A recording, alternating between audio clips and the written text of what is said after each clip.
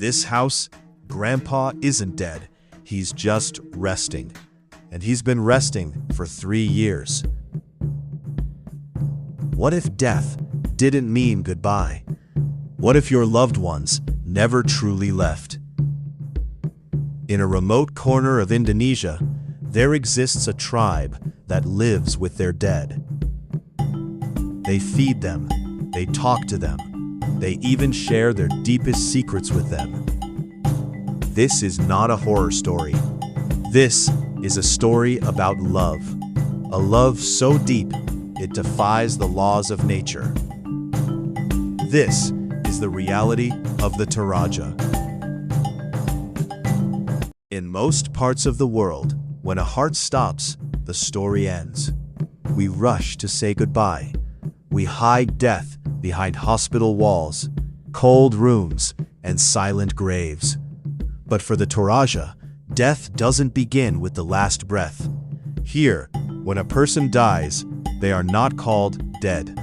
They are called makula, the sick one. Their body remains in the house, not for days, but for months, sometimes even years. Preserved carefully, treated gently, as if life is still holding on. They are placed in their own bed, covered in blankets, surrounded by the people they love. And every day, the family continues as normal. They bring them food, they offer coffee and cigarettes. They speak to them, tell them stories, share their thoughts, just like before. To an outsider, this may feel unsettling, even disturbing. But for the Toraja, this is not fear.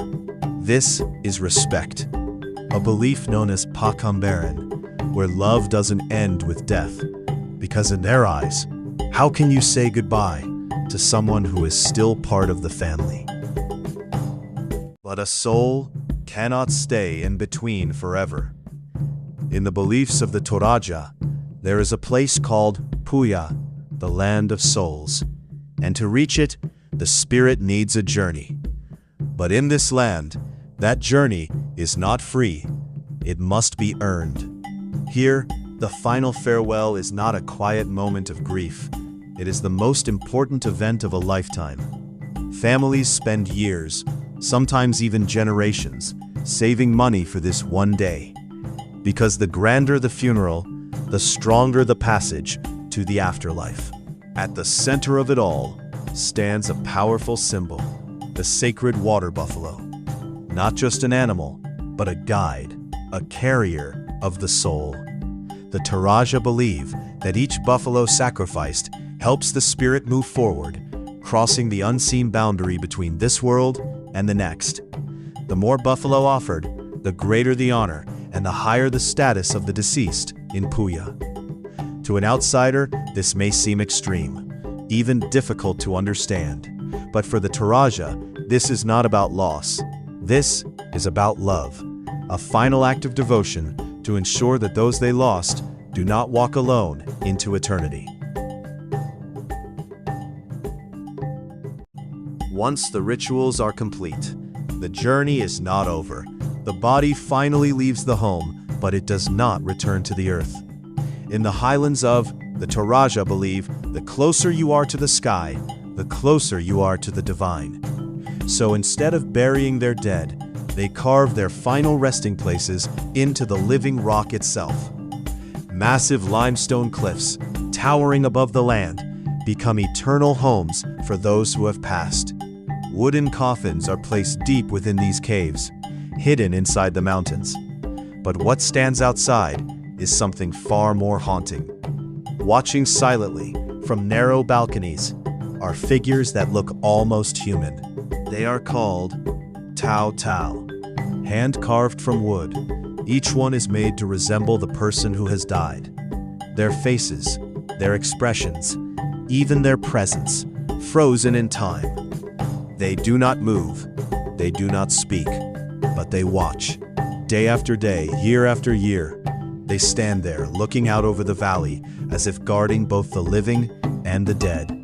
Hundreds of eyes staring from the cliffs, a silent reminder that in this land, the dead are never truly gone. Every few years, something unthinkable happens. The graves are opened. Not for mourning, not for farewell, but for something far more surreal. In the highlands they perform a ritual known as manene. This is not a funeral. This is a reunion. Families return to the cliffs, to the caves where their ancestors rest, and gently they bring them back. Bodies that have not seen the light of day for years, sometimes decades, are carefully taken out. Not with fear, but with familiarity, with love. They clean them. They brush away the dust of time. They change their clothes, sometimes dressing them in modern outfits, shirts, jackets, even sunglasses. To an outsider, this moment feels impossible, a line crossed that should never be crossed. But here, no such line exists. Children stand beside ancestors, smiling for photos. A son stands next to the father he lost years ago. A family, complete again. For a brief moment, the distance between life and death disappears. The silence breaks, and what remains is not fear, not grief, but connection. Because in this land, no one is ever truly gone, as long as they are remembered.